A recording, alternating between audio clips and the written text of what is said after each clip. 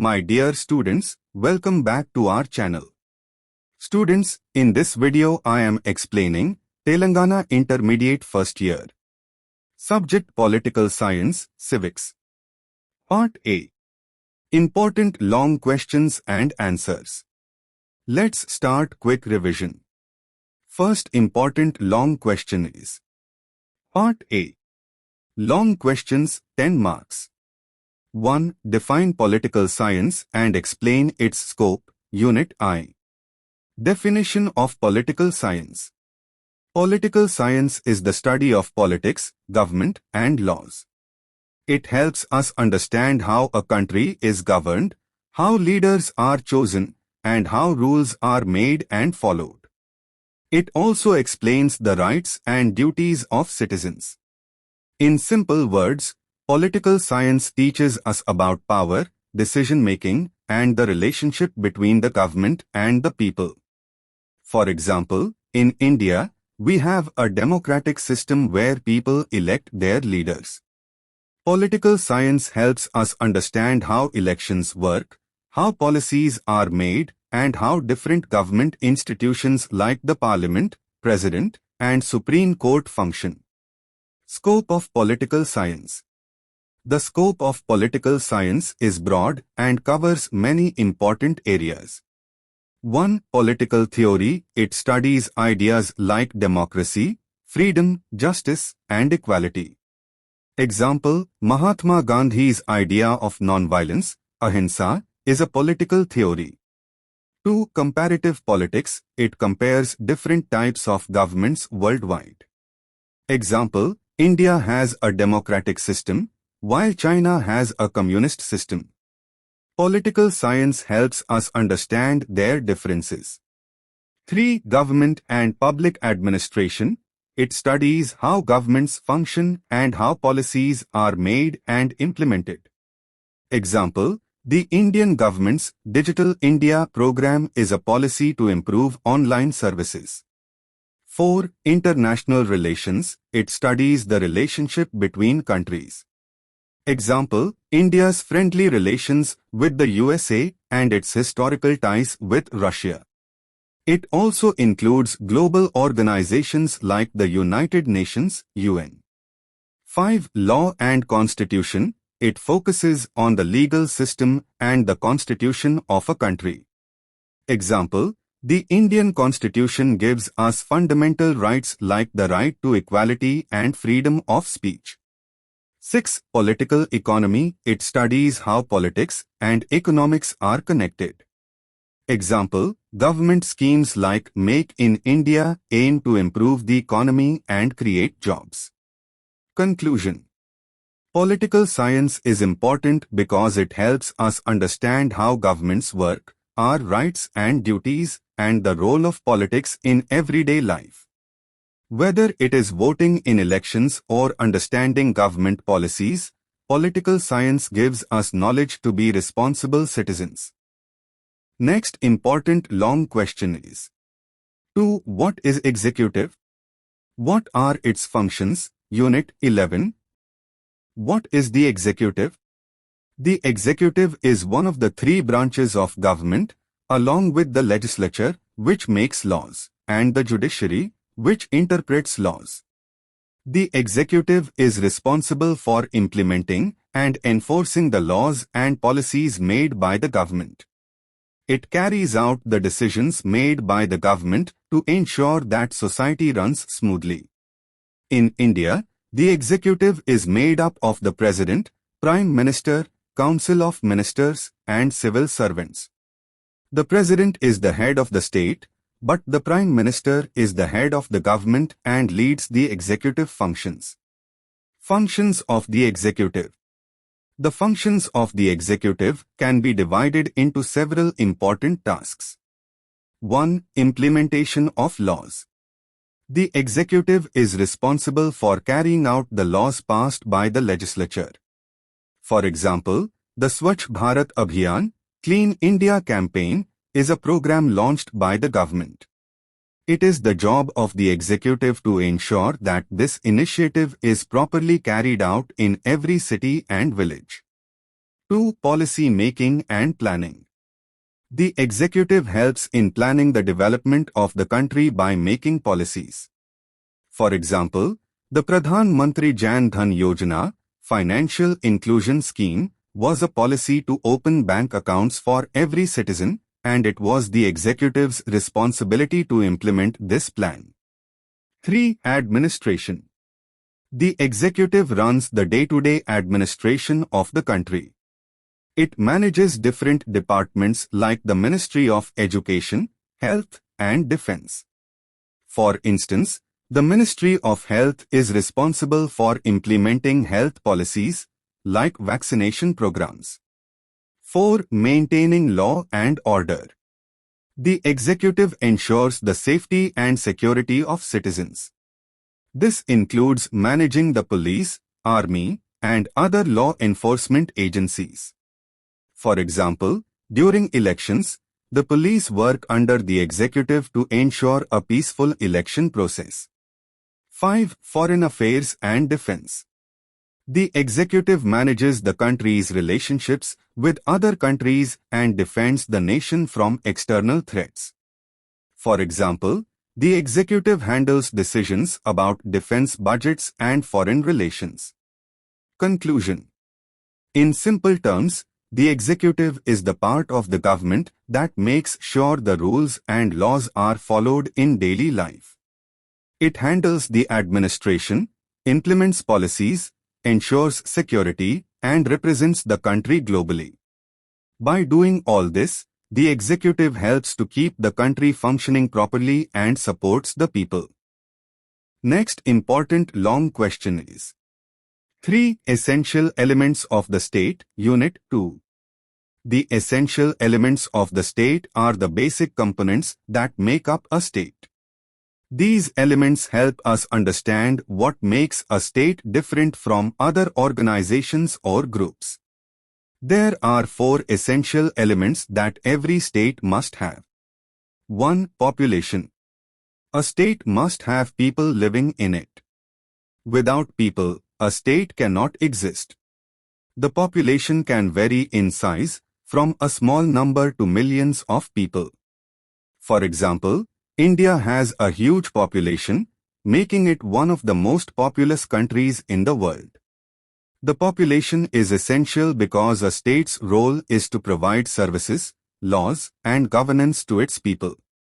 2. Territory. A state needs a specific geographic area with clearly defined borders. This area is called its territory. For example, India has defined borders that separate it from other countries like Pakistan, China, and Bangladesh. The state exercises control and authority within this territory. 3. Sovereignty. Sovereignty means that a state has full control over its internal and external affairs without interference from other states. A sovereign state makes its own laws, policies, and decisions.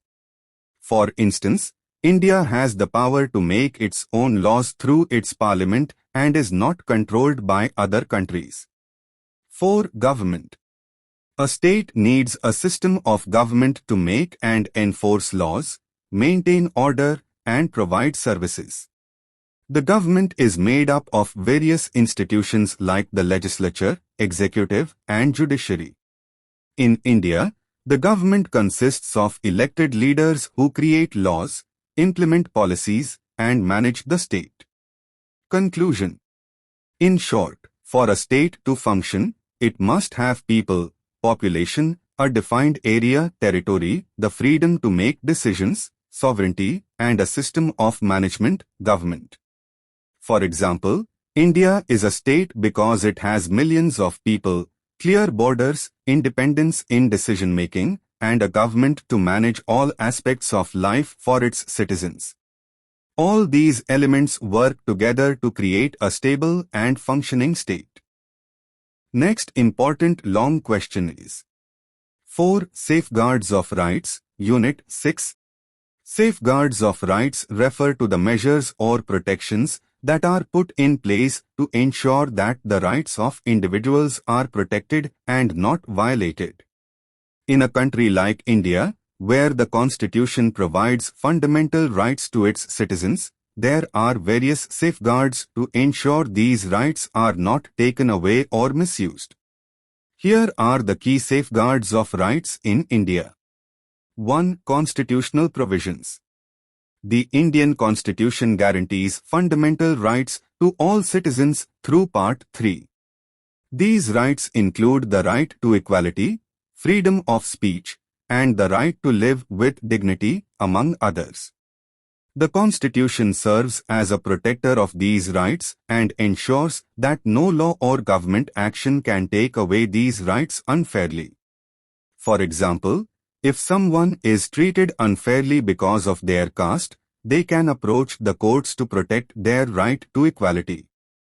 2. Judicial review. The judiciary, especially the Supreme Court, has the power to review any law or action taken by the government.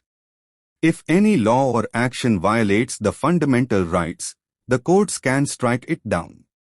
For example, in the case of Maneka Gandhi v. Union of India, 1978, the Supreme Court expanded the interpretation of the right to life and personal liberty, ensuring it was protected more strongly. 3. Protection against arbitrary arrest. The Constitution provides protection against arbitrary arrest and detention under Article 22. No person can be arrested without a valid reason, and they have the right to be informed about the reasons for their arrest. For example, if someone is arrested without proper legal reasons, they can challenge it in court. 4. Human Rights Commissions. India has national and state human rights commissions to safeguard the rights of individuals. These bodies investigate violations of human rights and take necessary actions to protect citizens.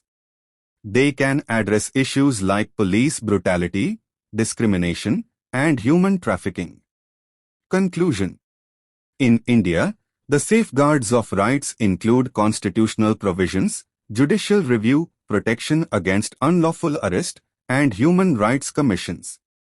These safeguards ensure that every citizen's rights are protected from misuse of power.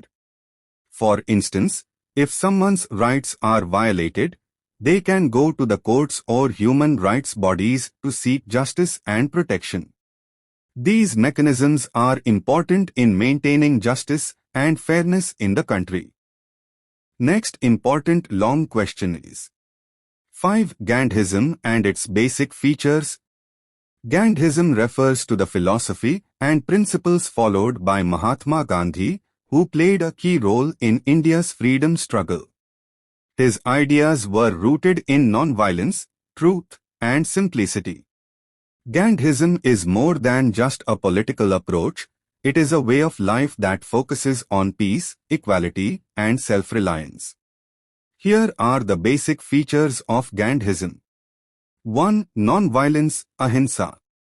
Gandhi strongly believed in non-violence, or ahimsa, as the most powerful weapon for social and political change. He believed that violence only leads to more violence and suffering. For example, during India's struggle for independence, Gandhi led peaceful protests like the Salt March and Non-Cooperation Movement, where he encouraged people to fight British rule without using any form of violence. 2. Truth, Satya. Gandhi's principle of truth was simple but powerful. He believed in being truthful in all situations, whether in personal life or in public. His famous saying was, "Truth is God." He always followed the path of truth in his actions, even if it meant facing hardship.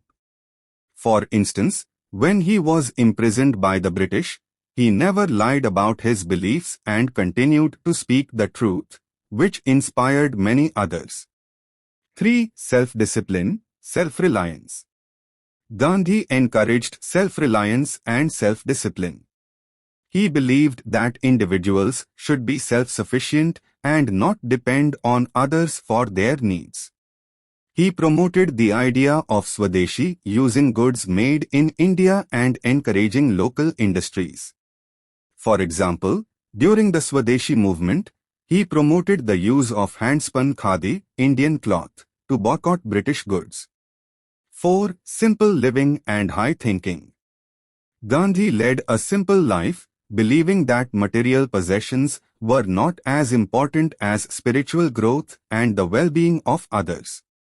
He lived in a small community in Sabarmati Ashram and led a life focused on service, discipline, and helping others.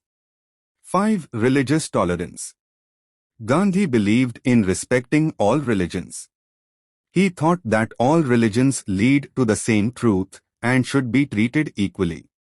He worked towards Hindu-Muslim unity and against untouchability, promoting the idea that all people are equal. Conclusion. In conclusion, Gandhism is based on values of non-violence, truth, self-reliance, simplicity, and religious tolerance. Gandhi's methods, such as peaceful protests and truth, helped India gain independence. His teachings continue to inspire people all over the world to live in peace and harmony. Next important long question is: 6 Features of Democracy, Unit 8. Democracy is a system of government where the people have the power to make decisions about their leaders, laws, and policies. In a democracy, citizens have the right to participate in the political process, usually through voting and elections. Let's explore the key features of democracy.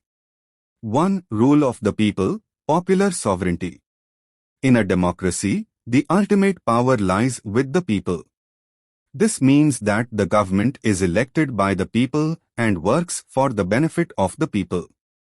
For example, in India, elections are held every 5 years, and citizens vote to choose their leaders, such as members of parliament, MPs, and the Prime Minister.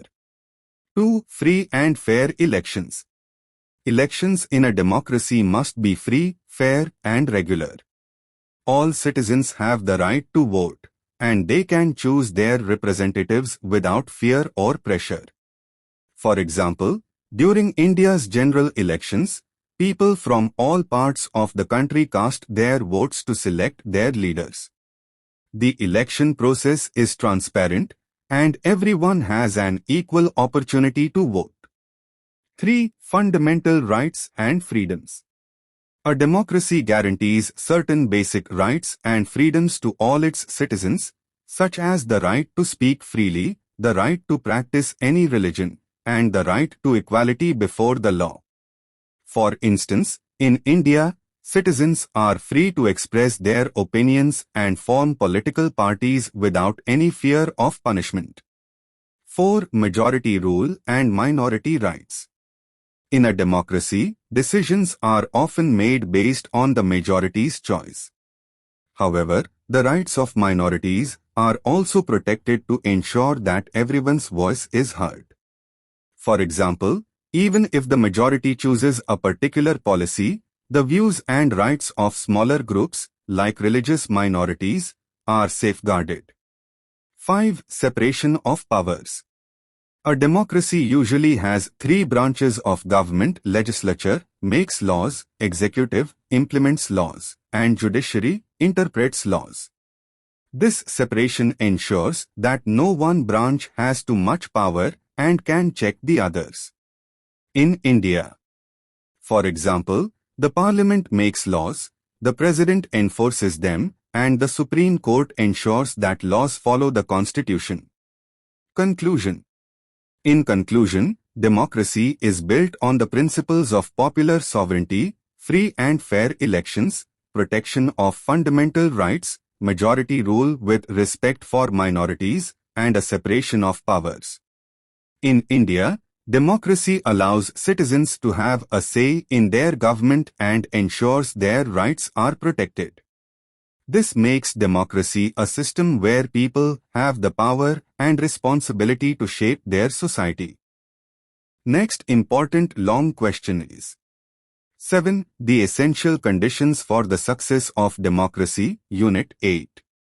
For democracy to succeed, certain conditions must be met to ensure that it works effectively and benefits everyone.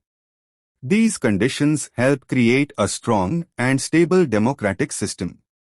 Let's explore the essential conditions for the success of democracy. 1. Active participation of citizens. Democracy works best when people actively participate in the political process. This means voting in elections, joining political discussions, and being aware of government policies.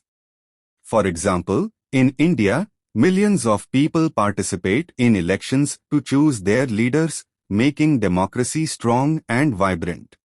If citizens are not involved, the government may not represent their needs. 2. Rule of law. A democracy functions when everyone, including government leaders, follows the law. The rule of law ensures that no one is above the law and everyone is treated equally.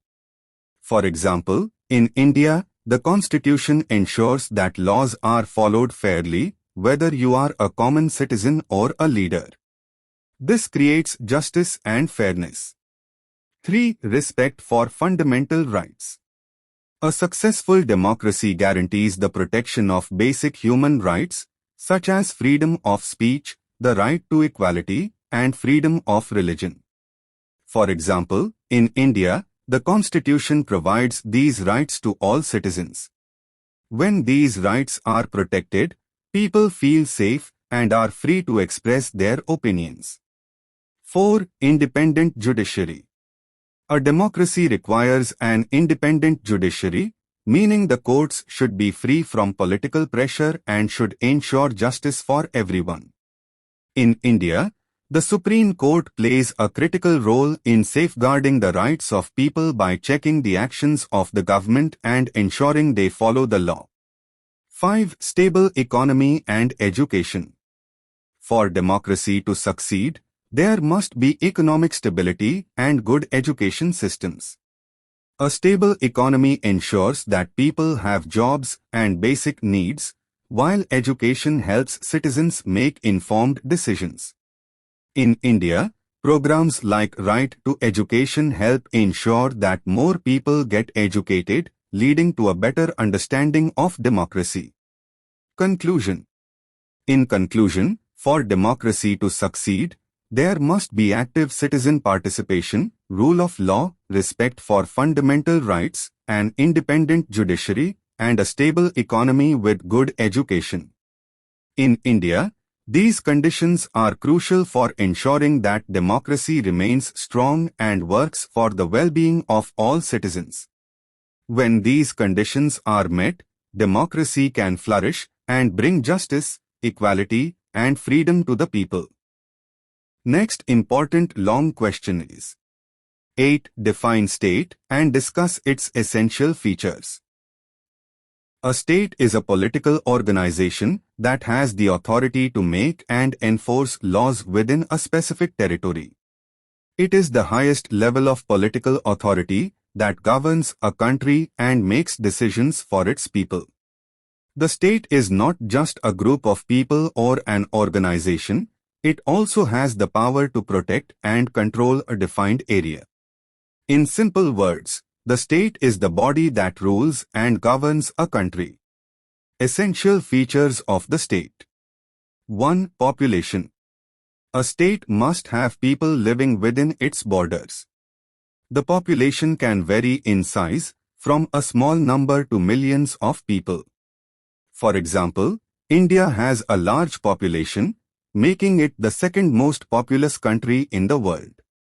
Without a population, there can be no state. 2. Territory.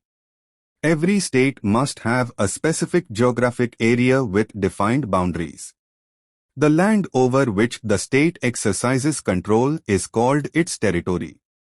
For example, India has fixed borders that separate it from neighboring countries like Pakistan, China, and Bangladesh. The state governs this territory. 3. Sovereignty. Sovereignty means that a state has the supreme authority to make decisions and control its internal and external matters without interference from other states. India, for example, is a sovereign country because it has the power to make its own laws, conduct foreign policy, and take decisions without external control. 4. Government. A state must have a government to exercise its authority, make laws, and manage the country's affairs. The government consists of various branches like the legislature, lawmaking, executive, law implementation, and judiciary, law interpretation. In India, the government is elected by the people and works to manage the country's administration. Conclusion. In conclusion, the state is made up of 4 essential features: population, territory, sovereignty, and government. These elements help a state function and make decisions for its people. India is an example of a state because it has a large population, clearly defined borders, independent decision-making power, and a government that manages its affairs. When these features are present, a state can maintain order, security, and justice for its people. I hope you understand easily each question. All the best, students, for your upcoming exam. For other subject quick revision. Important questions. Previous question papers. And syllabus. Links are available in description. Check out once. Thank you for watching. Like and share this video with your friends.